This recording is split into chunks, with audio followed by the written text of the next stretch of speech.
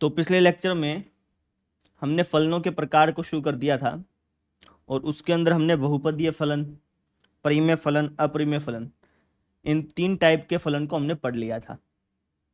ठीक है, आज आगे बढ़ते हैं और आज का हमारा टॉपिक है मापांक फलन। क्या है? मापांक फलन। मापांक पहले भी मैंने करा दिया था, लेकिन उसके अंदर मैंने सारी बातें नहीं बताई थी। ठीक है, आज हम उसको पूरा कंप्लीट करेंगे।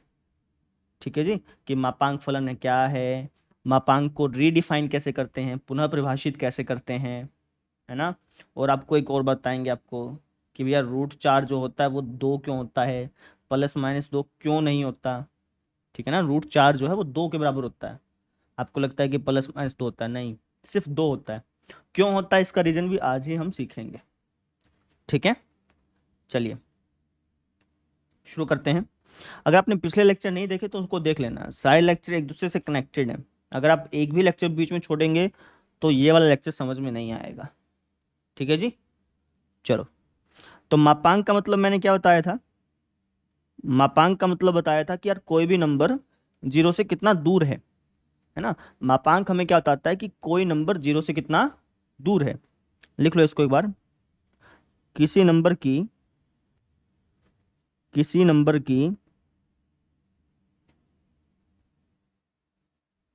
0 से दूरी, 0 से दूरी मापांक कहलाती है।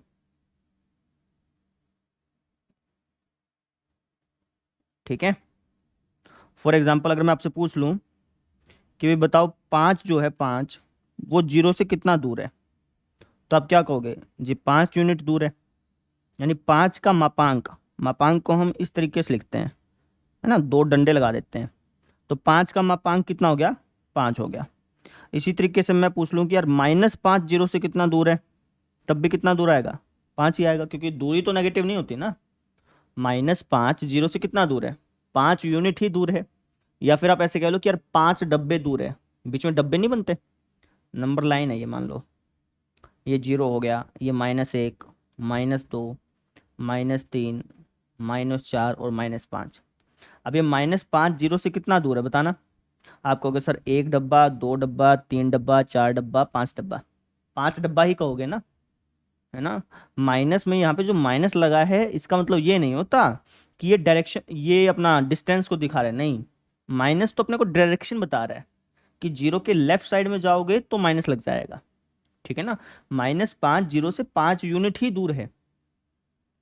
ठीक है, तो मापांक हमें बताता है कि कोई नंबर 0 से कितना दूर है, कोई नंबर 0 से कितना दूर है। अगर इसी तरीके से मैं आपसे पूछ लूं कि यार 3 का मापांक बताओ, तो क्या होगा? 3 होगा। -2 का मापांक बताओ, 2 होगा। -1 का मापांक बताओ, 1 होगा। क्लियर है? तो ये था मापांक का सिंपल सा मतलब। ठीक है, अब मापांक को हम पुनः परिभाषित करेंगे। पुनः परिभाषित कैसे?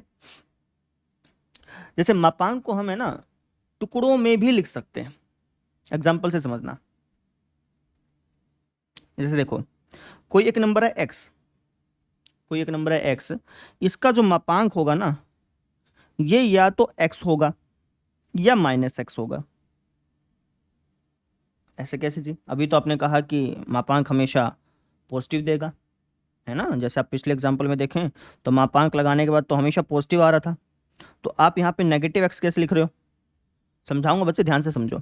कोई एक नंबर है, उसका मापांक या तो x होगा या फिर -x होगा। क्यों होगा? तो देखो, ये नंबर अगर, जो ये नंबर है ये अगर पॉजिटिव हुआ ना, ये अगर पॉजिटिव हुआ तो मापांक सेम टू सेम रिटर्न कर देगा। ठीक है, अगर ये नंबर नेगेटिव हुआ, अगर ये नंबर नेगेटिव हुआ तो मापांक क्या करेगा? इस नेगेटिव नंबर के आगे एक और नेगेटिव लगा देगा ताकि पॉजिटिव बन जाए। समझे? जैसे देखो, 5 डाला था मैंने, 5 पॉजिटिव था तो पॉजिटिव का पॉजिटिव रिटर्न कर दिया, कोई दिक्कत नहीं। यहां पर -5 डाला था, है ना, तो मापांक ने क्या किया? इस -5 के आगे एक और माइनस लगा दिया, जिसकी वजह से क्या हो गया? पॉजिटिव बन गया। यही बात मैंने यहाँ पे लिखी कि किसी भी संख्या का मापांक या तो सेम टू सेम वही नंबर होगा या फिर उसके आगे नेगेटिव और लग जाएगा। सेम टू सेम कब होगा? जब जो नंबर आपने ढाला है ना, मापांक के अंदर जो नंबर आपने ढाला है, अगर वो नंबर पॉजिटिव हुआ या फिर कह लो 0 या 0 से बड़ा हुआ तो सेम टू सेम रिटर्न करेगा। अगर जो नंबर आपने ढाला है वो नंबर अगर नेगेटिव हुआ या फिर कह लो कि 0 से छोटा हुआ तो उसको पॉजिटिव बनाने के लिए मापांक क्या करेगा, उसके सामने एक और नेगेटिव लगा देगा, है ना। तो नेगेटिव इंटू नेगेटिव क्या हो गया, पॉजिटिव हो गया। ठीक है, तो मापांक को मैंने पुनः परिभाषित करते टुकड़ों में लिख दिया, है ना, खंडों में लिख दिया। इसलिए हम कहते थे कि यार खंडित फलन के 3 भाग हैं। आपको याद है स्टार्टिंग में मैंने बताया था खंडित फलन के 3 भाग हैं, इसलिए अपन इसको खंडित फलन बोलते हैं, क्योंकि अपन इसको टुकड़ों में डिफाइन कर सकते हैं। समझे, ये चीज है।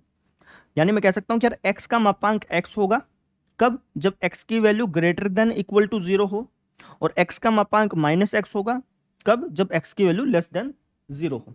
अब ये इक्वल टू का निशान चाहो तो ऊपर लगा लो, चाहो नीचे लगा लो, कहीं भी लगा सकते हो, ऊपर भी लगा सकते हो, नीचे भी लगा सकते हो, एक जगह लगाना है, क्योंकि नीचे लगाओगे तब भी 0 ही बनेगा, माइनस 0 0 ही होता है।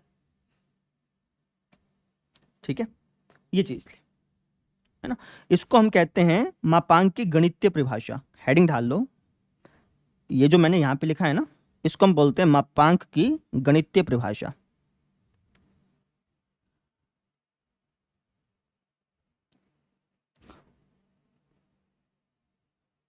पहले जो मैंने बताया था ना मापांक, कि भाई मापांक का मतलब 0 से किसी नंबर की कितनी दूरी है वो होता है, वो भी परिभाषा ही है, लेकिन मैथमेटिकल हम मापांक को इस तरीके से रिप्रेजेंट करते हैं। ठीक है, अच्छा अब इसी तरीके से मान लो अगर मैंने x की जगह y लिख दिया, तो यहाँ पे क्या लिखूंगा कि भाई y का मापांक y होगा कब, जब y की value greater than equal to 0 हो, और y का मापांक माइनस y होगा कब, जब y की वैल्यू लेस देन 0 हो, है ना। यानी मापांक के अंदर में कोई भी नंबर डालूंगा तो यहाँ भी चेंज होगा, यहाँ भी चेंज होगा। ठीक है, अगर मान लो मैंने यहाँ पे x-1 डाल दिया तो क्या लिखूंगा, बताना एक बार, वीडियो पॉज करो और बताओ यहाँ पे मैं क्या लिखूंगा, बोलो। आप कहोगे सर x-1 का मापांक x-1 के बराबर होगा जब x-1 greater than equal to 0 होगा, और x-1 का मापांक माइनस x-1 के बराबर होगा कब, जब x-1 लेस देन 0। ठीक है, चाहे तो इक्वल टू का निशान ऊपर लगा लो चाहे नीचे लगा लो, वो डिपेंड नहीं करता। क्लियर हो गया। अब इसी तरीके से इसको रीडिफाइन करके दिखाओ, पुनः परिभाषित करो इसको, करो शाबाश। x-2 का मापांक, इसको कैसे तुम टुकड़ों में लिखोगे बताओ, वीडियो पॉज करो, खुद ब खुद करो। तो तुम कहोगे सर ये x-2 का मापांक x-2 के बराबर होगा कब, जब x-2 greater than equal to 0 हो, और x-2 का मापांक माइनस x-2 के बराबर होगा, माइनस ब्रैकेट लगा लेना यहाँ पे, ठीक है ना, जब x-2 लेस देन 0। ये चीजें, इसको हम बोलते हैं मापांक को पुनः परिभाषित करना। क्लियर है। ठीक है, अब यहाँ पर एक नोट डाल लीजिए, ये बहुत इंपॉर्टेंट नोट है, इसको लिख लीजिए। क्या है जी ये, लिखो एक बार, अंडर रूट एक्स स्क्वेयर हमेशा x के मापांक के बराबर होता है ना। अब इसको है ना x का मापांक कह लो या फिर मॉडुलस ऑफ x कह लो, मापांक को इंग्लिश में मॉडुलस बोलते हैं, और कई बार हम सिर्फ मोड भी बोल देते हैं। ठीक है ना, लिखते हैं मॉडुलस है, बोलने में हम मॉडुलस भी बोल देते हैं और मोड भी बोल देते हैं। ठीक है, तो मैंने क्या लिखा यहाँ पे कि यार एक्स स्क्वेयर का रूट मोड ऑफ एक्स के बराबर होता है, एक्स स्क्वेयर का रूट हमेशा मोड ऑफ एक्स के बराबर होता है। अब यहाँ पर चीज़ें समझने वाली आएंगी। अगर मैं आपसे पूछ लूँ कि बताओ भाई अंडर रूट 4 स्क्वेयर किसके बराबर होगा, तो आप कहोगे सर अगर हम इसके अनुसार चलें, इसके अनुसार ही चलना, ये फॉर्मूला है बच्चे, 10वीं तक आपको ये फॉर्मूला नहीं बताया गया था, अभी जरूरत है तो इसलिए आपको बताया जा रहा है कि अंडर रूट एक्स स्क्वेयर जो है वो हमेशा मोड एक्स के बराबर होगा। अंडर रूट एक्स स्क्वेयर हमेशा मोड एक्स के बराबर होगा। तो अगर आपको कोई पूछ ले कि अंडर रूट 4 का स्क्वायर किसके बराबर होगा, तो आप कहोगे जी मोड 4 के। किसके बराबर होगा, मोड 4 के। और मोड 4 क्या होता है, 4 का मापांक क्या होता है, 4 होता है, यानी अंडर रूट 4 स्क्वायर 4 के बराबर होगा। ठीक है, जो बचपन में आप करते थे ना स्क्वायर से रूट काट देते थे, ऐसे कटता नहीं है। और मैंने पिछले साल ये बातें बहुत बार बताई थी कि बच्चे स्क्वायर से रूट ऐसे कटता नहीं है, इसका एक अलग मतलब है जो प्लस 1 में सीखोगे, तो वो मतलब ये है। ठीक है, कभी भी जैसे मान लो x-1 का स्क्वायर और इसके ऊपर रूट दिख जाए ना, तुम स्क्वायर से रूट काटोगे नहीं, तुम क्या कहोगे कि सर ये x-1 के मोड के बराबर होगा, x-1 के मापांक के बराबर होगा। क्लियर हुआ मेरी बात। ठीक है, अच्छा, अब इसी तरीके से अगर मैं आपसे पूछ लूं अंडर रूट 4 किसके बराबर होगा, अंडर रूट 4 किसके बराबर होगा बताओगे? तो आप कहोगे सर अंडर रूट 4 को लिख सकता हूं मैं अंडर रूट 2 का स्क्वायर। हाँ जी लिख सकते हो, ठीक है। और अंडर रूट 2 का स्क्वायर क्या होगा, मोड ऑफ 2, आपने बताया ना। और मोड ऑफ 2 क्या होता है, दो का मापांक क्या है, 2 ही है, 2 की 0 से दूरी कितनी है, 2 ही है ना। यानी कि अंडर रूट 4 जो है वो 2 के बराबर होगा। अब यहां पर ध्यान देना बच्चे, अंडर रूट 4 किसके बराबर होगा, 2 के। अब इसी तरीके से अंडर रूट 16 पूछ लेता तो वो किसके बराबर होता, 4 के। अंडर रूट 25 पूछ लेता तो किसके बराबर होता, 5 के। अब यहां से हमें एक बात समझने को आई कि रूट के अंदर कोई भी संख्या होगी ना, रूट के अंदर कोई भी संख्या होगी उसका आंसर हमेशा पॉजिटिव आएगा। इस बात को लिख लीजिए, रूट के अंदर कोई भी संख्या है, कोई भी नॉन नेगेटिव या फिर कह लो अऋणात्मक, कोई भी अऋणात्मक संख्या है, क्योंकि अगर नेगेटिव हुआ तो फिर तो वो काल्पनिक संख्या बन गई ना, रूट के अंदर नेगेटिव आ गया तो काल्पनिक बन जाता है। तो इसलिए आप लिखोगे अंडर रूट के अंदर कोई भी अऋणात्मक संख्या, अऋणात्मक संख्या, अंडर रूट के अंदर कोई भी अगर अऋणात्मक संख्या है तो इसका आंसर हमेशा पॉजिटिव या फिर अऋणात्मक आएगा, या तो पॉजिटिव आएगा या जीरो आएगा। जीरो पॉजिटिव संख्या नहीं है ना, जीरो एक न्यूट्रल नंबर है, ठीक है ना। मतलब कहने का यह है कि यार अंडर रूट के अंदर कोई भी संख्या होगी ना, सिंपल भाषा में बताऊं तो अंडर रूट के अंदर कोई भी संख्या होगी तो उसका आंसर हमेशा पॉजिटिव आएगा, प्लस माइनस नहीं लगेगा, प्लस माइनस नहीं लगेगा। अंडर रूट 4 2 होता है ना कि प्लस माइनस 2, ठीक है जी। अब आपके इस दिमाग में एक डाउट और आ सकता है कि सर 10वीं तक तो हमें यह बताया जाता था कि अंडर रूट 4 प्लस माइनस 2 होता है, अंडर रूट 16 नहीं बच्चे, ये वहां पे क्वेश्चन पूछने का अलग तरीका होता था। कैसे, वहां पे ऐसे पूछा जाता था, देखो एक्स स्क्वायर बराबर 4 दे देता और फिर तुम इसको सोल्व करते थे, तुम क्या करते थे, दोनों साइड रूट लगा देते थे, यहाँ पर भी रूट लगा दिया और यहाँ पर भी रूट लगा दिया, ऐसे लगाते थे। फिर यहाँ से तुम्हारा क्या आता था, एक्स बराबर प्लस माइनस 2 आता था। ऐसे कह रहे हो ना सर, प्लस ऐसे तो 10th में तो ऐसे कराया जाता था, ऐसे कह रहे हो ना तुम, ये बिल्कुल ठीक है। क्यों, देखो मैं बताता हूँ क्यों, देखना ध्यान से समझना बच्चे। एक्स स्क्वायर का रूट क्या होता है, सर एक्स स्क्वायर का रूट होता है मोड एक्स, ठीक है जी। और 4 का रूट क्या होता है, मैंने तुमको 2। अब मुझे ऐसे नंबर बताओ जिनका मापांक लेने पर 2 आ जाए, बताओ ऐसे नंबर बताओ जिनका मापांक लेने पे 2 आ जाए। तो आप कहोगे सर ऐसे नंबर तो एक तो प्लस का 2 है, एक माइनस का 2 है, क्योंकि प्लस 2 का मापांक लोगे तब भी 2 आएगा, माइनस 2 का मापांक लोगे तब भी 2 आएगा। समझने का तरीका समझो बच्चे। अगर डायरेक्टली कोई तुमसे पूछ ले कि अंडर रूट 4 क्या है तो तुम कहोगे जी 2 है।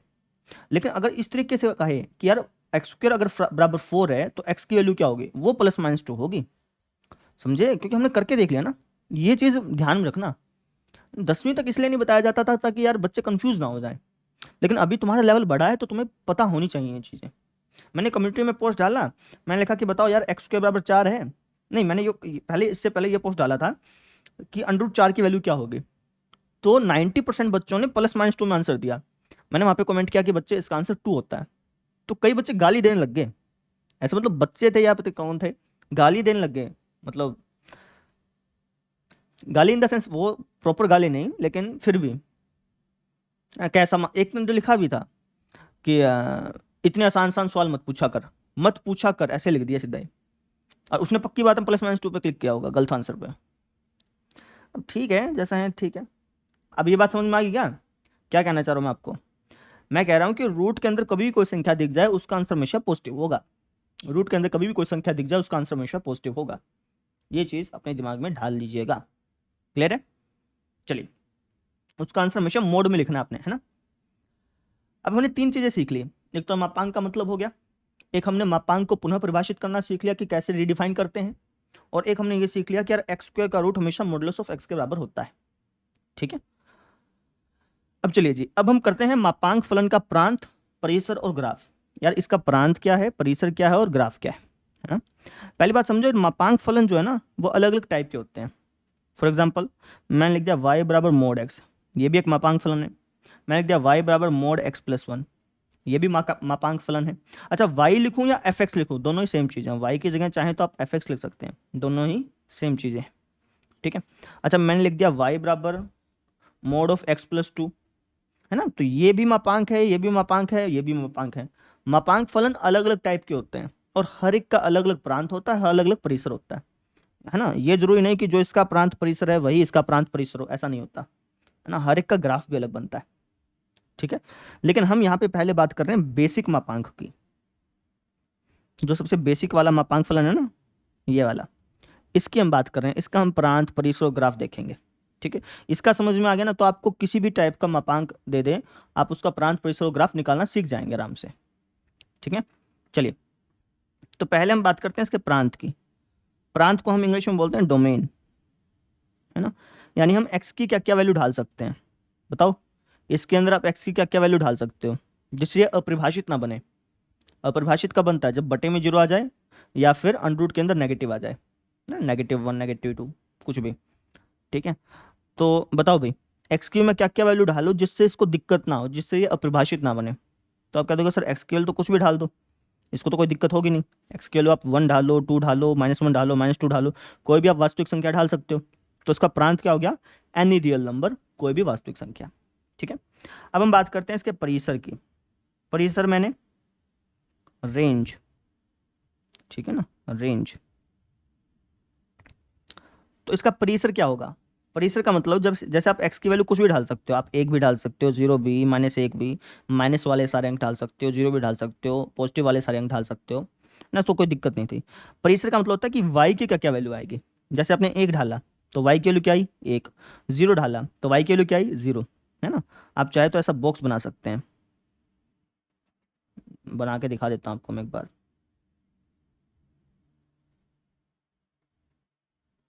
एक्स की वैल्यू 0 ढालता हूँ तो y की वैल्यू क्या आती है 0, 1 ढालता हूँ तो 1, 2 ढालता हूँ तो 2, -1 ढालता हूँ तब भी 1 आती है, -2 ढालता हूँ तब भी 2 आती है, -2 ढालूंगा तब भी -2 का मॉडुलस क्या होता है 2 होता है, -3 ढालूंगा तब भी क्या आती है 3। मतलब हमें यहाँ पे देखने को मिला कि यार एक्स की वैल्यू तो कोई भी रियल नंबर आ सकती है, कोई दिक्कत नहीं है, लेकिन जो वाई की वैल्यू है वो हमेशा 0 से बड़ी ही आ रही है ना। मापांक करने पर हमेशा वैल्यू 0 या 0 से बड़ी ही आ रही है, 0 से छोटी आ ही नहीं रही। वाई की जो वैल्यू है वो हमेशा 0 या 0 से बड़ी ही आ रही है। मतलब परिसर जो है वो क्या हो गया, 0 से लेकर के इन्फिनिटी तक, जिसमें 0 इंक्लूड है, इन्फिनिटी को हम इंक्लूड नहीं कर सकते क्योंकि इन्फिनिटी कोई नंबर नहीं है ना। ये तो एक सोच रखा है कि यार कोई बहुत बड़ा नंबर होगा, अब उस बड़ा नंबर कितना भी हो सकता है, तो इसलिए हमने इसको इंक्लूड नहीं करते, इसलिए यहाँ पे ओपन ब्रैकेट लगाई जाती है। ठीक है, तो हमने प्रांत और परिसर पता कर लिया इसका कि यार इसका प्रांत क्या होगा, इसका परिसर क्या होगा। अब इसके ग्राफ की बात कर लेते हैं कि यार इसका ग्राफ कैसा बनेगा, है ना। तो ग्राफ आपने बचपन में बनाना सीखा है, वैसे इसका बनाना है। ठीक है, देखो एक्स की वैल्यू 0, वाई की वैल्यू 0, तो ये पॉइंट हो गया। एक्स की वैल्यू 1, वाई की वैल्यू 1, तो ये पॉइंट हो गया, ये पॉइंट हो गया। -1, -1 पे भी 1 आ रहा है, -2 पे भी 2 आ रहा है, -3 पे भी 3 आ रहा है ना। तो इसका ग्राफ जो है वो कुछ इस टाइप से बनेगा, ऐसे। ठीक है, मतलब वी शेप का, प्रॉपर नहीं बनाया मैंने, ऐसा बनेगा प्रॉपर। आगे से ऐसे चलता जाएगा चलता जाएगा, कुछ भी ले सकते हैं ना एक्स की तो। ठीक है, तो ये इसका ग्राफ बनेगा। ठीक है जी। अब ये ग्राफ बनाना क्यों जरूरी है, क्योंकि ग्राफ जो है आपको बहुत ज़्यादा इन्फॉर्मेशन देता है ना। फलन के बारे में सबसे ज़्यादा इन्फॉर्मेशन आपको ग्राफ से मिलता है। जैसे ये देखो, जब आप एक्स की वैल्यू 0 या 0 से ज़्यादा ढालेंगे, आपने क्या सीखा था, अभी आपको बताया था ना, मापांक एक्स का मापांक एक्स के बराबर होता है जब एक्स की value greater than equal to 0 हो, और ये -x के बराबर होता है जब एक्स की वैल्यू 0 से छोटी हो, है ना। तो आप यहाँ पर भी नोटिस कर सकते हैं, जब एक्स की वैल्यू 0 या 0 से ज़्यादा रखोगे ना, तो जो ये जो लाइन बन रही है, इस लाइन की इक्वेशन जो होगी ये होगी y बराबर एक्स। इस लाइन की इक्वेशन क्या होगी, y बराबर एक्स, या फिर कह लो मोड ऑफ x बराबर एक्स। इस लाइन की इक्वेशन क्या होगी, मोड ऑफ x बराबर एक्स, क्योंकि मोड ऑफ x y के बराबर है ना, इसलिए मैंने y बराबर एक्स लिख दिया था। ठीक है, और जब आप x की वैल्यू 0 से छोटी ढालेंगे, तो जो ये लाइन बन रही है, इस लाइन की इक्वेशन क्या होगी बताओगे, mode of x minus mode of x बराबर -x। ठीक है, ये छोटी छोटी बातें हैं, आप धीरे धीरे सीखोगे, अभी आप लिख लो बस। क्लियर है, लिखो शाबाश। तो ये हमने प्रांत, परिसर और ग्राफ ये सीख लिया। क्लियर, चलिए अब चलते हैं हम अगले फलन की ओर। अच्छा, अब एक और बात बता देता हूं आपको मैं। जैसे मान लीजिए कि आपसे कोई पूछ ले कि y बराबर मोड ऑफ x प्लस 1, इसका प्रांत क्या है ना, इसका परिसर क्या है, इसका ग्राफ क्या है, इसके बारे में भी हम सीखेंगे, लेकिन आगे। अभी हम सिर्फ बेसिक बात कर रहे हैं, है ना।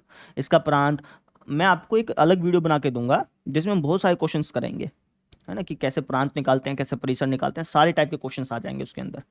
तो उसमें हम चर्चा करेंगे। आज तो बस थ्योरेटिकल पार्ट चल रहा है अपना, ठीक है ना। चलिए, अच्छा, ग्राफ कभी भी एग्जाम में नहीं पूछा जाएगा कि इसका ग्राफ बना के दिखाओ। ग्राफ तो हम अपनी अंडरस्टैंडिंग के लिए कर रहे हैं। और इन ग्राफ को ध्यान रखिएगा, आपको पता होना चाहिए यार, मोड एक्स का ग्राफ जो है वो वी शेप का बन रहा है ना। ध्यान रखेंगे तो फिर आगे दिक्कत नहीं आएगी। क्लियर है ना। हाँ जी। अब आ जाइए आप अगले फलन पे, जो कि आपका चिह्न फलन है ना। नाम से पता चल रहा है, चिह्न मतलब साइन। एक ऐसा फलन जो आपको साइन बताता है, जो आपको साइन उसका चिह्न बताता है, ठीक है। फॉर एग्जाम्पल अगर मैं आपसे कह दूं कि यार -5 का साइन बताओ, -5 का साइन बताओ, ठीक है, तो आप क्या कहोगे? सर -5 का साइन है जी माइनस, ऐसे कहोगे। अगर मैं इसी तरीके से कह दूं कि भाई +5 का साइन बताओ, +5 का साइन बताओ, तो आप क्या कहोगे कि सर +5 का साइन है अपना प्लस का, है ना। -5 का साइन पूछा तो आपने बता दिया जी माइनस, +5 का साइन पूछा तो आपने बता दिया प्लस, है ना। अब इसी को मैथमेटिक्स की भाषा में कैसे लिखते हैं वो समझ लो। अब जैसे -5 का साइन था ना, अब इतना बड़ा बड़ा लिखने के बजाय मैं सिंपल लिख सकता हूँ, मुझे साइन बताओ, SGN, मुझे साइन बताओ किसका? -5 का। तो आपने क्या बताया? माइनस, है ना। अब अगर हम मैथ की बुक में ऐसे माइनस लगा के छोड़ दें तो कईयों को लगता है यार ये तो कोई मिस्टेक कर दी होगी, है ना। तो मैथमेटिशियंस ने डिसाइड किया कि हम है ना ऐसे माइनस, सिंपल ऐसा माइनस नहीं लिखेंगे, एक काम करते हैं उसको -1 से रिप्रेजेंट कर देते हैं, है ना। जैसे देखो -5 का साइन क्या होता है? नेगेटिव होता है। अब नेगेटिव को रिप्रेजेंट करने के लिए उन्होंने कहा कि एक काम करो, नेगेटिव सिंपल मत लिखो, क्योंकि अगर नेगेटिव लिख दोगे तो फिर बुक में जो बुक पढ़ रहा है उसको तो लगेगा यार कोई मिसप्रिंटिंग हो गया होगा, है ना। तो इसलिए उन्होंने क्या कहा कि यार आप एक काम करो, माइनस मत लिखो, -1 लिख दो, ठीक है। यहाँ पे -1 का मतलब क्या है? नेगेटिव। यहाँ पर -1 का मतलब क्या है? नेगेटिव, है ना। अब जैसे +5 का साइन बताओ, आपने कहा प्लस। अब इसको इतना बड़ा लिखने के बजाय मैं क्या क्या कह सकता हूँ? क्या मुझे साइन बताओ, SGN, SGN मतलब साइन किसका? +5 का। तो +5 का साइन क्या है? प्लस। अब सिंपल और प्लस लिख देंगे तो है ना, पढ़ने वाले को लगेगा यार कुछ ना कुछ मिसप्रिंटिंग हो गई होगी। तो मैथमेटिशियन ने क्या डिसाइड किया कि तुम प्लस से मतलब प्रेजेंट करो, तो मैं ना 1 लिख दिया करो, +1, +1 लिखो या 1 लिखो, बात एक ही होती है। तो यहाँ पर 1 का मतलब क्या है? पॉजिटिव, ठीक है ना। अब जैसे मैं आपसे कोई क्वेश्चन पूछता हूँ, बताओ साइन बताओ -√3 का, क्या होगा? आप कहोगे सर -1, है ना। साइन बताओ 5 का, आप क्या कहोगे? +1, है ना। +1 का मतलब क्या है? कि ये पॉजिटिव है, ठीक है। साइन बताओ आप, अभी थोड़ा सा अलग सा क्वेश्चन पूछूं, 5 -√26 का, बताओ। अब देखो √26 जो है वो 5 से बड़ा ही होता है ना। 25 का रूट 5 होता है और √26 5 से बड़ा होगा। 5 में से 5 से बड़ा कुछ घटाओगे तो नेगेटिव आएगा, और नेगेटिव का साइन क्या होता है? -1, ठीक है। अब यहाँ से हमने क्या बात सीखी कि जो ये चिह्न फलन है, जो ये चिह्न फलन है, ये हमें क्या रिटर्न करता है? ये हमें या तो 1 रिटर्न करेगा, या -1 रिटर्न करेगा, या 0 रिटर्न करेगा। क्यों? क्योंकि अगर कोई आपसे पूछ ले कि यार साइन बताओ 0 का, तो 0 का साइन हमेशा 0 ही होता है, ठीक है ना। अब ये सिग्नम फंक्शन 1 कब रिटर्न करता है? इसको सिग्नम बोलते हैं इंग्लिश में, ठीक है। सिग्नम फंक्शन 1 कब रिटर्न करता है? जब जो आपने नंबर ढाला है ना यहाँ पे, अगर ढाला गया नंबर पॉजिटिव हुआ, अगर ढाला गया नंबर 0 से बड़ा हुआ, या फिर कह लो ढाला गया नंबर पॉजिटिव हुआ, तो आपको ये 1 रिटर्न करेगा। अगर ढाला गया नंबर 0 के बराबर है तो आपको 0 देगा। अगर ढाला गया नंबर 0 से छोटा है तो आपको ये -1 देगा। ये बात हमने सीखी। हमने भी यहाँ पे देखो, हमने इस चिह्न फलन को वापस से टुकड़ों में लिख दिया, इसलिए ये भी खंडित फलन का ही भाग है, ठीक है। एक दो एग्जांपल्स और करता हूँ, ज़्यादा क्लैरिटी आएगी। जैसे अगर आपसे कोई पूछ ले कि भाई साइन बताओ 18 का, तो आपको पता है यार पॉजिटिव नंबर का साइन क्या होता है? पॉजिटिव होता है। पॉजिटिव को अपन 1 से रिप्रेजेंट करते हैं। या फिर आप यहाँ से भी देख के बता सकते हो कि अगर आप 0 से बड़ा कोई नंबर ढाल रहे हो, 0 से बड़ा कोई नंबर ढाल रहे हो, तो सिग्नम आपको क्या देगा? हमेशा 1 देगा, ठीक है। अगर मैं आपसे पूछ लूँ कि यार साइन बताओ 27 का, तो क्या होगा? 1 होगा। साइन बताओ -18 का, तो क्या होगा? -1 होगा। साइन बताओ -12 का, तो क्या होगा? -1 होगा, ठीक है। साइन बताओ 0 का, तो क्या होगा? 0 होगा। बात समझ में आ गई? चिह्न फलन, जैसे मापांक फलन आपको दूरी बताता है, चिह्न फलन आपको साइन बताता है, चिह्न फलन आपको साइन बताता है। क्लियर हो गया? अब यहाँ से हमने एक चीज़ और ऑब्जर्व करी, क्या जी, थोड़ा ध्यान से समझना बच्चे, ठीक है। अपन इसको पुनः परिभाषित कर रहे हैं, है ना। एक चीज़ हमने और ऑब्जर्व की, क्या, कि भाई कोई भी संख्या है, कोई भी संख्या है, कोई भी नंबर इस दुनिया में जितने भी नंबर हैं, कोई भी वास्तविक नंबर आप ले लो, कोई भी वास्तविक संख्या है, उसको मैं उसके सिग्नम, उसके सिग्नम और उसके मॉडुलस, उसके मॉडुलस की मल्टीप्लाई के रूप में लिख सकता हूँ, है ना। इसको नोट के रूप में डाल दो। कोई भी संख्या है उसको मैं उसके सिग्नम और उसके मॉडुलस के गुणा के रूप में लिख सकता हूँ। फॉर एग्जांपल जैसे 5 है, अब 5 का साइन क्या होता है, आप कहोगे जी 5 का साइन तो पॉजिटिव होता है, पॉजिटिव को कैसे लिखोगे, 1 से, है ना। यानी सिग्नम ऑफ 5 क्या हो गया, 1, मल्टीप्लाई संख्या 5 के, 5 का मॉडुलस पूछोगे तो क्या होगा, 5, यानी 5 को मैं उसके साइन और उसके मॉडुलस की मल्टीप्लाई के रूप में लिख सकता हूँ। कोई भी आप संख्या ले लो, लेट से आपने -5 ले लिया, -5 को आप उसके साइन और उसके मॉडुलस के मल्टीप्लाई के रूप में लिख सकते हो। देखो -5 का साइन क्या होता है, -1, और -5 का मॉडुलस क्या होता है, 5, है ना। तो 5 इंटू -1, -5 आ गया। अब कैसे, ये तो बहुत ही छोटी छोटी बातें हैं, छोटी बातें हैं, लेकिन यहाँ से अपने फॉर्मूले बनेंगे बच्चे, यहाँ से हमारे क्या बनेंगे, फॉर्मूले। अगर कोई आप एक संख्या ले ले तो x, तो x किसकी मल्टीप्लाई के बराबर होगा, उसके सिग्नम, उसके सिग्नम और उसके मापांक की मल्टीप्लाई के, है ना। अब यहाँ से हमारा सिग्नम ऑफ x का एक और चेहरा नजर आ गया, क्या, अगर मोड ऑफ x को अगर मैं इसके नीचे ले जाऊं तो यहाँ से पता चला कि यार x बटे मोड x बराबर होगा सिग्नम x के, है ना। यहाँ से हमने एक तरीके से और डिफाइन कर लिया, मतलब जो ये चीज़ हमने लिखी है ना यहाँ पे, जो ये हमने लिखा है यहाँ पे, इसको मैं एक दूसरे तरीके से भी कह सकता हूँ। कैसे जी, मैं कह सकता हूँ कि सिग्नम ऑफ x बराबर होता है किसके, यहाँ से देखो सिग्नम ऑफ x किसके बराबर है, x बटा मोड x के, x बटा मोड x के, जब जब x की वैल्यू 0 ना हो, 0 ना हो, तो x की वैल्यू 0 होगी तो अपरिभाषित हो जाएगा ना, और सिग्नम ऑफ x 0 के बराबर होता है जब x की वैल्यू 0 हो। ये बात हमें यहाँ पे सीखने को मिली। क्लियर हुआ। एक बार मैं आपको जूम आउट करके दिखाता हूँ, फिर आपको ज़्यादा अच्छी तरह से क्लियरिटी आएगी। इस लेक्चर को 2-3 बार देखिएगा, है ना। एक बार देखेंगे तो समझ नहीं आएगा, साथ साथ आप नोट करिएगा, साथ साथ 2-3 बार आप देखिएगा, ठीक है। पहले हमने पढ़ा कि यार सिग्नम फलन का मतलब क्या होता है, चिह्न फलन का मतलब क्या होता है। कई बुक्स में आपको सिग्नम ही लिखना मिलेगा, एनसीईआरटी में चिह्न लिखा है, लेकिन कई में आपको हिंदी में सिग्नम लिख देंगे। तो चिह्न फलन का मतलब होता है कि कोई नंबर किस साइन का है ना। तो फिर वहां से हमें पता चला कि सिग्नम ऑफ x 1 देगा जब अब ढाला गया नंबर 0 से बड़ा हो, सिग्नम ऑफ x 0 देगा जब ढाला गया नंबर 0 के बराबर हो, और सिग्नम ऑफ x -1 देगा जब ढाला गया नंबर 0 से छोटा हो। तो वहां से हमने ऑब्जर्व करके एक और चीज़ पता करी कि सिग्नम ऑफ x बराबर होता है x बटा मोड x के, है ना। ये चीज़ हमने पता करी, क्योंकि कोई भी संख्या है आप उसको उसके सिग्नम और उसके मॉडुलस की मल्टीप्लाई के रूप में लिख सकते हो, ठीक है ना। 3 चीज़ें हमें यहाँ से पता चली, एक तो सिग्नम का मतलब, सिग्नम का मतलब क्या है, फिर हमने उसको रीडिफाइन करना सीखा, ये हमने रीडिफाइन किया उसको, ठीक है। और फिर हमें यह पता चला कि यार कोई भी सिग्नम एक्स, कोई भी सिग्नम एक्स को हम एक्स बटा मोड एक्स के रूप में लिख सकते हैं। 3 चीज़ें हमने यहाँ से पता कर ली। अब चलते हैं हमारा अगला टॉपिक, प्रांत, परिसर और ग्राफ, ठीक है। चलिए, चिह्न फलन का प्रांत क्या है, परिसर क्या है और ग्राफ क्या है, इसकी बात करते हैं, है ना। तो चिह्न फलन तो अलग अलग टाइप के हो सकते हैं, जैसे मैंने लिख दिया ये भी एक चिह्न फलन है, मैंने लिख दिया ये भी एक चिह्न फलन है, मैंने लिख दिया ये भी एक चिह्न फलन है। अलग अलग टाइप के चिह्न फलन होंगे, और अलग अलग टाइप के चिह्न फलनों के अलग अलग प्रांत, अलग अलग परिसर, अलग अलग ग्राफ हो गए। इसका प्रांत परिसर ग्राफ अलग बनेगा, इसका प्रांत परिसर ग्राफ अलग बनेगा, इसका प्रांत परिसर ग्राफ अलग होगा, ठीक है। लेकिन हम यहाँ पे बात कर रहे हैं सिर्फ बेसिक वालों के। बेसिक समझ में आ गया तो बाकी आप अपने आप ही सीख लेंगे, जैसे जैसे आपकी क्लासेस बढ़ती रहेंगी ना, अपने आप ही सीखते जाएंगे।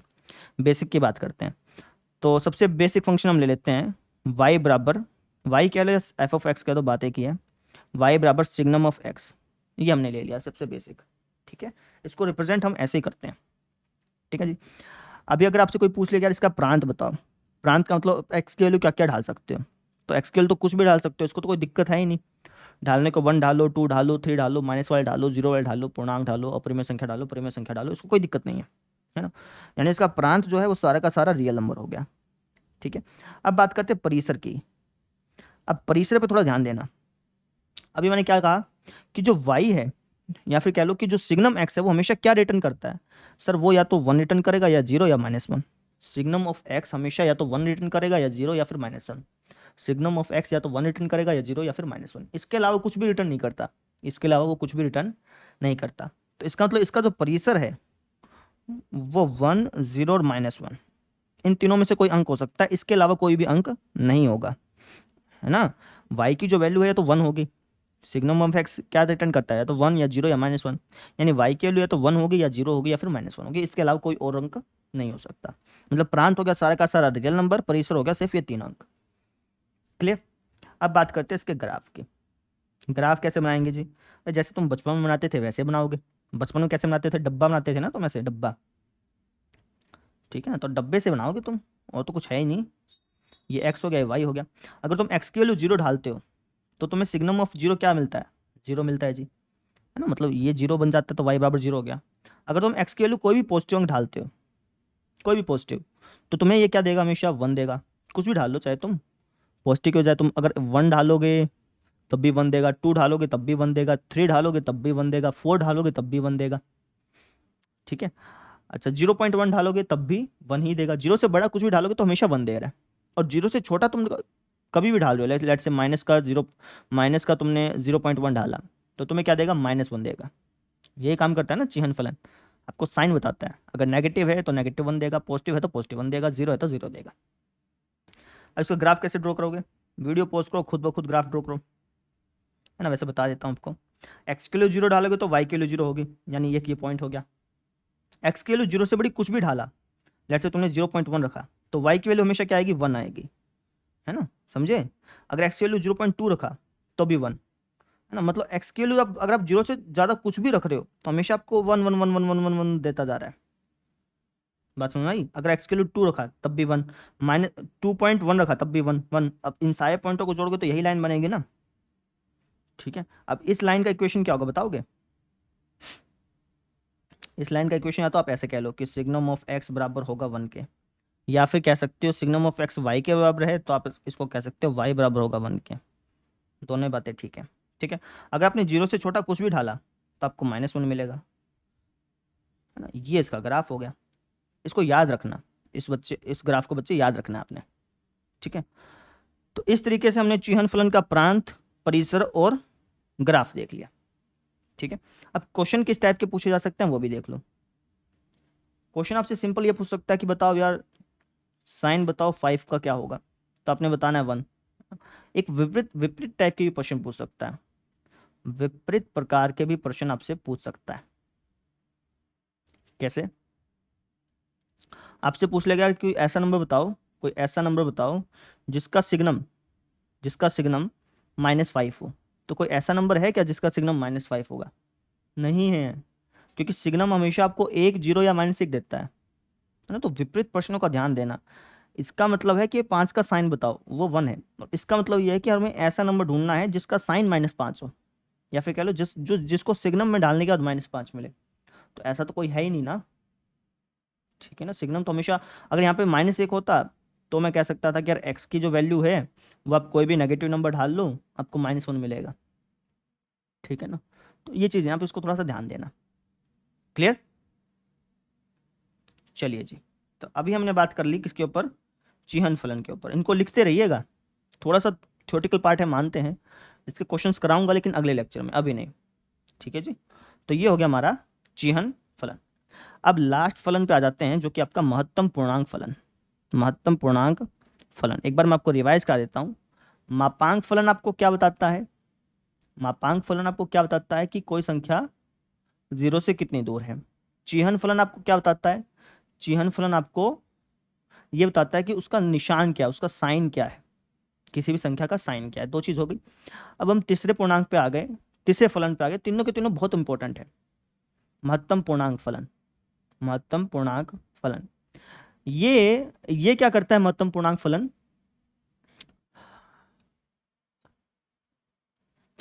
ये क्या करता है, जब जो भी नंबर आप इसके अंदर इनपुट में ढालोगे ना, जो भी नंबर आप इसके अंदर इनपुट में ढालोगे, तो अगर ये अगर आपने इसके अंदर पूर्णांक ढाला, ध्यान से समझना, अगर आपने इसके अंदर पूर्णांक ढाला तब तो ये आपको पूर्णांक दे देगा। अगर आपने पूर्णांक के अलावा कोई भी नंबर ढाला तो ये उसके लेफ्ट साइड वाला, ये उसके लेफ्ट साइड वाला जो उसके सबसे नियरेस्ट, सबसे पास वाला पूर्णांक होगा ना, वो दे देगा। थोड़ा सा ये अलग है बच्चे, इसलिए थोड़ा सा ध्यान से समझना ना। चाहो तो इस वीडियो को कल देख सकते हो, बाकी आधी जो वीडियो है ना, लेकिन क्योंकि मुझे पूरा कंप्लीट कराना है तो मैं तो आज ही कराऊंगा, लेकिन आप चाहें तो बाद में देख सकते हैं। देखो महत्तम पूर्णांक फलन क्या करता है, पहले तो देखो महत्तम पूर्णांक को हम रिप्रेजेंट कैसे करते हैं, हम ऐसे रिप्रेजेंट करते हैं, है ना, बड़ी ब्रैकेट लगा देते हैं ऐसे, ठीक है। इसके अंदर आप लेट से अगर आपने इसके अंदर कोई भी नंबर ढाल सकते हो, ठीक है, लेट से मैंने x ढाल दिया, ठीक है, कुछ भी नंबर ढाल सकते थे। अगर आप इसके अंदर, अगर आप इसके अंदर एक पूर्णांक ढालते हो, क्या ढालते हो, पूर्णांक, तो ये आपको पूर्णांक ही देता है, ठीक है। और अगर आप इसके अंदर पूर्णांक के अलावा कोई नंबर ढालते हो, पूर्णांक के अलावा कोई संख्या ढालते हो, तो आपको लेफ्ट साइड वाला, लेफ्ट साइड वाला पूर्णांक थमा देता है। लेफ्ट साइड वाला सबसे लेफ्ट साइड में सबसे पास वाला, इसको ऐसा लिख लो, जैसे मैं लिखवा रहा हूँ ना वैसे ही लिख लो, नहीं दिक्कत आएगा आपको बाद में।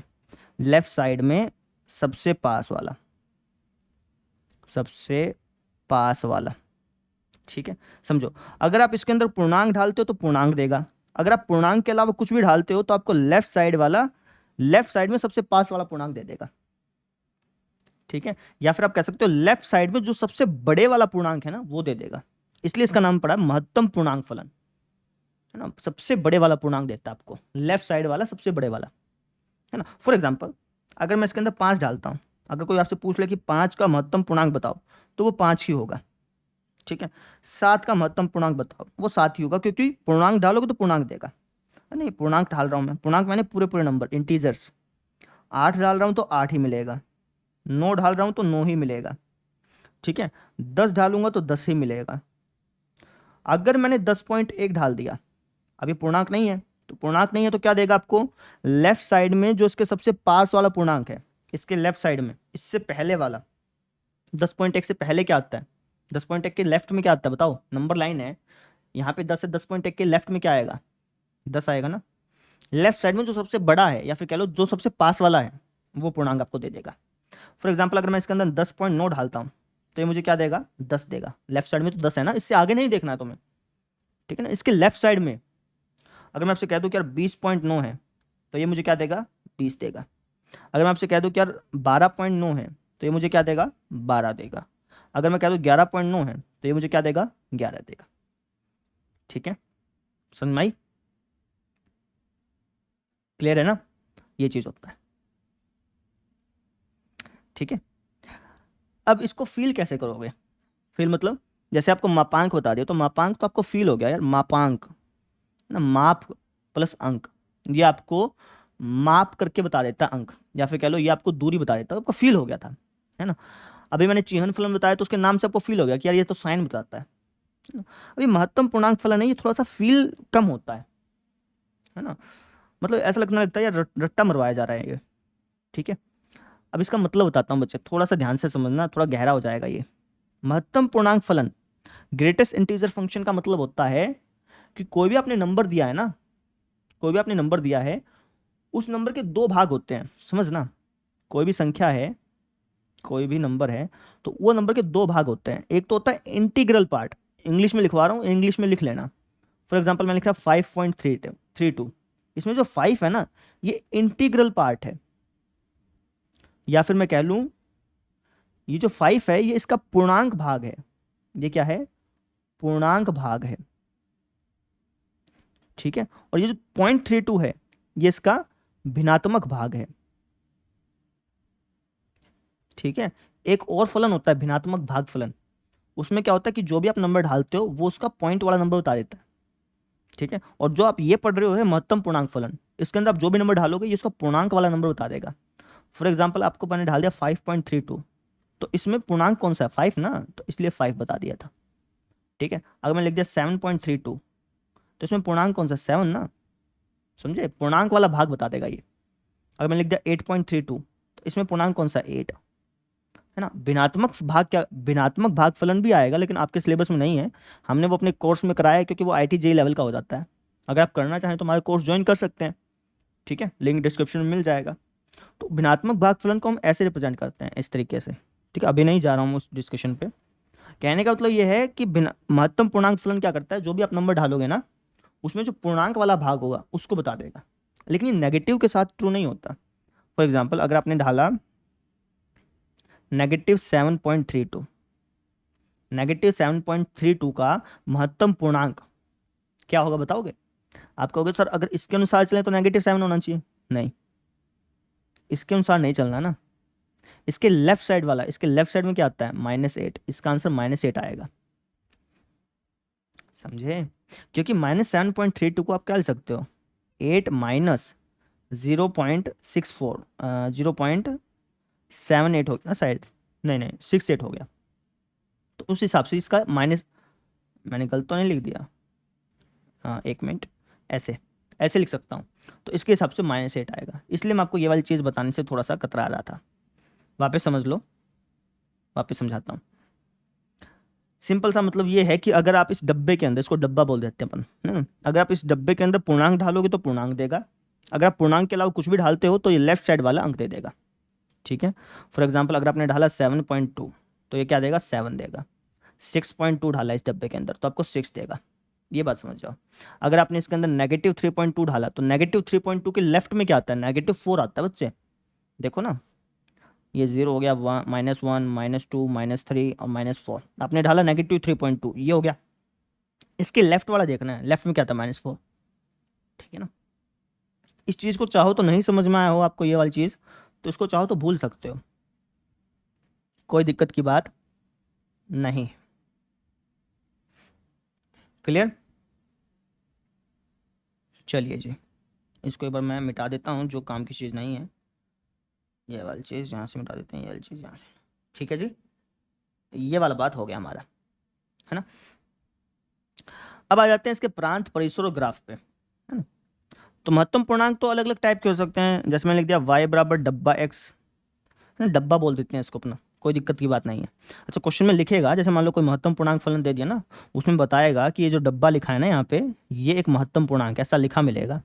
अगर ऐसा नहीं लिखा मिलता है तो इसका मतलब ये सिंपल एक ब्रैकेट है ना, लेकिन क्वेश्चन में हमेशा ऐसा मिलेगा आपको लिखा हुआ, ठीक है। अब जैसे मान लो ये है, ये भी एक महत्तम पूर्णांक फलन है, ये लिख दिया मैंने, ये भी एक महत्तम पूर्णांक फलन है। तो महत्तम पूर्णांक फलन अलग अलग टाइप के हो सकते हैं, और हर एक महत्तम पूर्णांक फलन का अलग प्रांत होता है, अलग परिसर होता है, अलग ग्राफ होता है, ठीक है। फिलहाल हम बात कर रहे हैं बेसिक वाले महत्तम पूर्णांक की, ठीक है, ये वाले के।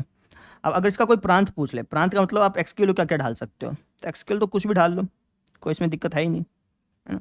अगर मैं आपसे परिसर पूछूं, परिसर मतलब कि ये रिटर्न क्या करता है, ये आपको रिटर्न क्या करता है, अगर मान लो 1.2 डाला तो आपको क्या देगा, 1 देगा, है ना। मतलब ये हमेशा आपको एक पूर्णांक रिटर्न करता है। पूर्णांक को आप चाहो तो डार्क जेड से रिप्रेजेंट कर दो, या फिर आई से भी रिप्रेजेंट कर सकते हो, डार्क आई से, है ना। मतलब इसका परिसर जो है वो एक क्या हो गया, पूर्णांक हो गया, इसको ध्यान रखिएगा, ठीक है। इसका ग्राफ कैसे बनेगा, इसका ग्राफ बनता है सीडी जैसा, कैसा, सीडी जैसा, कैसे जी, अभी समझाते हैं, थोड़ा ध्यान से समझना इसका ग्राफ। वही डब्बा बनाते हैं अपन, जैसे डब्बा पहले बनाते थे वैसे डब्बा बनाते हैं, बहुत सारे पॉइंट्स ले लेंगे, फिर अपना ग्राफ बन जाएगा, काम खत्म। ग्राफ बनाने के और भी बहुत सारे तरीके हैं, लेकिन ये बेसिक तरीका है तो आप इसी से समझ लो। अगर आप एक्स के लिए 0 ढालते हो तो ये आपको क्या देता है, 0, है ना। अगर आप एक्स के लिए 0.1 ढालोगे तो ये आपको क्या देगा, 0। 0.2 ढालोगे तो क्या देगा, 0, लेफ्ट साइड वाला देता है ना, 0, 0, यानी 0.9 तक ढालूंगा तब भी मुझे 0 देगा, ठीक है। लेकिन अगर मैंने 1 ढाला तो ये मुझे 1 देने लगेगा, 1.1 ढाला तो 1 देगा, 1.2 ढाला तो 1 देगा, 1.3 ढाला तो 1 देगा। बनाते हैं ग्राफ, 0 पे 0, एक्स के लिए 0.1, वाई की वैल्यू 0, एक्स के लिए 0.1 हुई, वाई की वैल्यू फिर भी 0 रही, तो अपन ना तो ऊपर जाएंगे ना नीचे जाएंगे, इसी पॉइंट पर रहेंगे, ठीक है ना। 0.2 लोगे तब भी 0, मतलब इसके बीच में कोई भी पॉइंट ले लो आपको ये 0 ही देगा। लेकिन जैसे ही 1 आ जाएगा, जैसे ही क्या आ जाएगा 1, एक्स की वैल्यू जैसे ही 1 डालोगे तो ये आपको क्या देने लगेगा, वाई की वैल्यू 1 देगा। ठीक है, 1.1 डालोगे तब भी 1 देगा, समझ में आई। अब जैसे एक्स की वैल्यू 2 डालोगे तो आपको क्या देगा, ये आपको 2 देगा, ऐसे है ना। 2 से 3 तक कुछ भी डाल लो 2 ही देता रहेगा। फिर जैसे ही 3 आएगा तो आपको ये वाई की वैल्यू 3 देगा। 3 से 4 तक कुछ भी डाल लो आपको 3 देता रहेगा। जैसे 4 आएगा ये आपको फिर 4 देने लगेगा, है ना। ऐसे नेगेटिव के साथ चलता है। ठीक है, जब आप एक्स की वैल्यू 0 और -1 के बीच में कुछ भी डालो, 0 और -1 के बीच में कुछ भी डालो आपको ये -1 देगा। ठीक है ना, लेफ्ट साइड वाला, जैसे मान लो आपने -0.5 डाला तो आपको -1 देगा, यानी ये वाला पॉइंट, है ना। कुछ भी अगर आप डालोगे तो ये -1 देगा।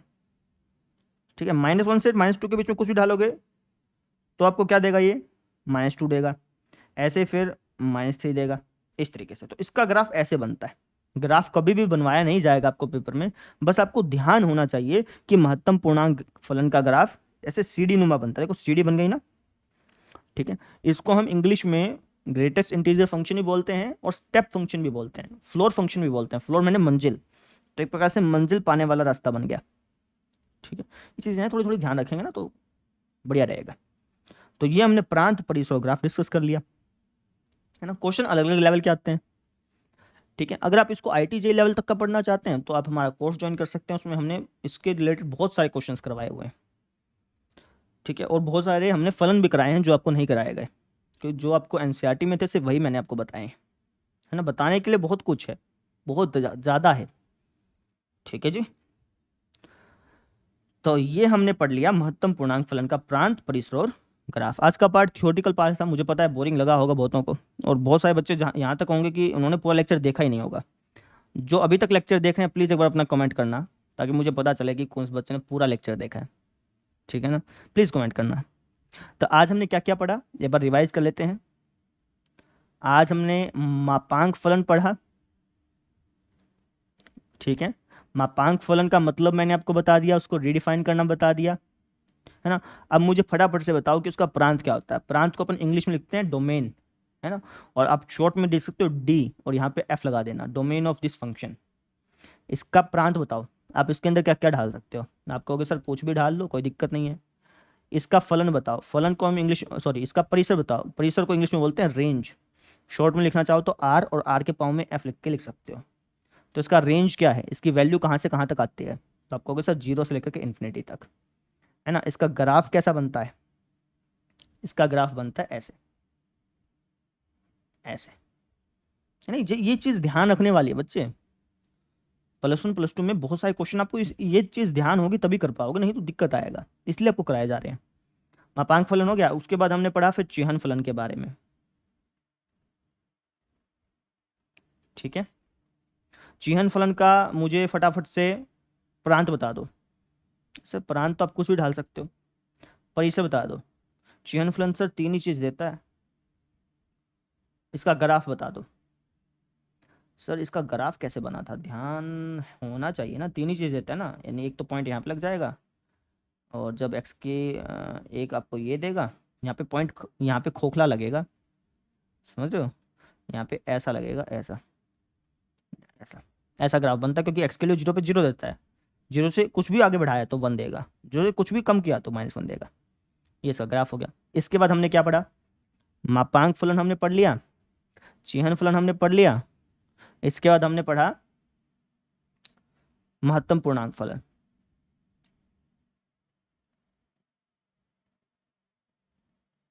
ठीक है, तो बताओ इसका प्रांत क्या है, कुछ भी रियल नंबर डाल सकते हो। परिसर क्या है, सर ये हमेशा आप लोग को पूर्णांक देता है, नाम से ध्यान रखो, उसके नाम से ध्यान रखोगे तो कभी दिक्कत नहीं आएगा तुमको। ठीक है, तो हमेशा क्या देगा, पूर्णांक देगा। इसका ग्राफ कैसा बनेगा, अगर हम बेसिक की बात कर रहे हैं ना तो ग्राफ इसका सीढ़ी नुमा बनता है, ऐसे ऐसे। ठीक है, थोड़ा ध्यान दे लेना, इस तरीके से टुकड़ों में बनता है। ये सारों का ग्राफ आप देखोगे ना, जैसे अब इसका ग्राफ की बात नहीं है, इसको आप टुकड़े में लिख सकते हो, इसको टुकड़े में लिख सकते हो, इसको भी टुकड़े में देख सकते हो, इसको भी टुकड़े में लिख सकते हो। तो ये सारे के सारे टुकड़े में बनते हैं, इसलिए इन सबको बोलते हैं खंडित फलन।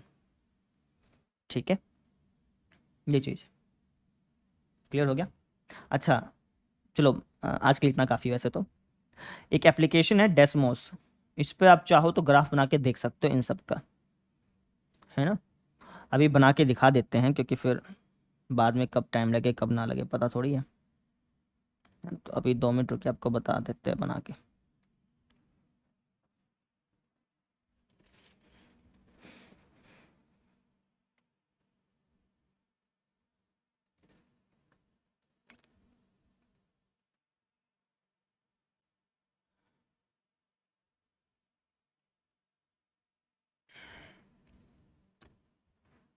आज अपना फलन का सारा कंप्लीट हो गया, है ना। मतलब क्वेश्चन बाकी रह गए कि फलन का प्रांत परिसर निकालने के कुछ एक क्वेश्चन अपन करेंगे। फलन का प्रांत निकालना तो तुम सीख लिया ना, फलन का परिसर कैसे निकालते हैं। और जब परिसर निकालोगे तो परिसर निकालने के लिए पहले तुम्हें प्रांत निकालना पड़ेगा। तो फिर अपन एक वीडियो और आएगी जिसमें हम फलन का प्रांत परिसर निकालना सीखेंगे, ठीक है। फाइनल वीडियो होगी इसकी, उसके बाद फिर 3rd चैप्टर शुरू हो जाएगा आपका।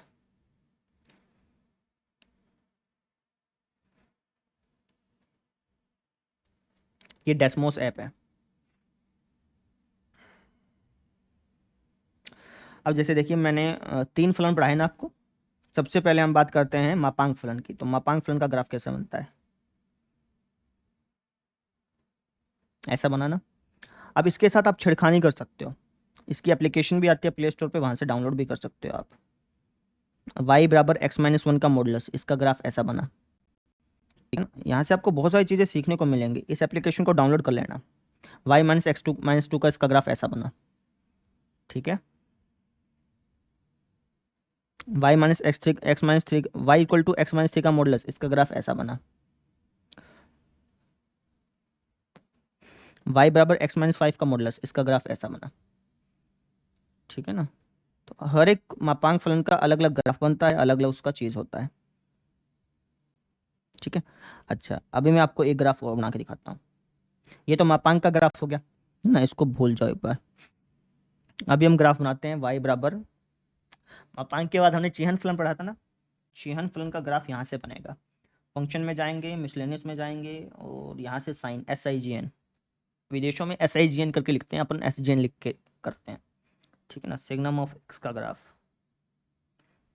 देखो, सिग्नम ऑफ एक्स का ग्राफ ऐसा बना, अपना भी ऐसे ही बना था, ठीक है। अब यहाँ पे एक्स की बजाय x² लिख दोगे तो ग्राफ चेंज हो जाएगा, है ना। वो तो अलग अलग चीज़ें होती हैं।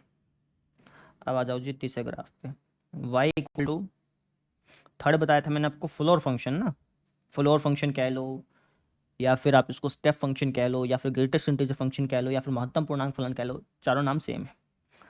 तो इसको फ्लोर बोल देते हैं इंग्लिश में, इंग्लिश क्या मतलब विदेशों में। तो फ्लोर का देखो ग्राफ कैसा बना, सीढ़ी नुमा। अब आपको एक कमाल की चीज़ दिखाऊं, एक्स की बजाय अगर मैं x² लिख दूं, इसका ग्राफ ऐसा बना। आपको पता होना चाहिए कि x² का ग्राफ ऐसा बनता है, लेकिन क्योंकि आपने अब की बार क्या लगा दिया, महत्तम पूर्णांक लगा दिया ना, तो टुकड़ों में तोड़ दिया इसने। और x³ का ग्राफ ऐसा बनता है, जैसे मैं मार्कर चला रहा हूँ ऐसे। और अगर मैं यहाँ पे x³ लिख दूँ तो देखिएगा इसका ग्राफ कैसा चेंज होगा ड्रास्टिकली। देखो ऐसा चेंज हो गया, ठीक है ना। छोटी छोटी चीज़ें हैं, आपको बहुत कुछ सिखा देगा। ग्राफ आपको कराना इसलिए ज़रूरी है कि ग्राफ से आप बहुत कुछ सीखेंगे, बहुत कुछ, है ना। अभी तो स्टार्टिंग हुआ है, कभी आपको ग्राफ थोड़ा थोड़ा पता चल गया ना, बहुत कुछ सीखने को मिलेगा, ठीक है। अगर मैं तीनों ग्राफ इकट्ठे बना दूँ तो इसकी शक्ल कुछ ऐसी देखने को मिलती है ठीक है, क्लियर। चलिए, तो आज का टॉपिक ये था, थोड़ा भारी टॉपिक था, लेकिन ये सीखना ज़रूरी था, है ना। तो अभी तक जो भी लेक्चर देख रहे हैं प्लीज़ अपना नाम कमेंट करें, मुझे पता चले कि इन्होंने पूरा लेक्चर देखा है। यूट्यूब पे सबसे बड़ी दिक्कत ही यही है कि बच्चे पूरा लेक्चर नहीं देखते। जिन्होंने पूरा लेक्चर देखा है प्लीज़ अपना नाम लिखिए, ठीक है जी। Thank you.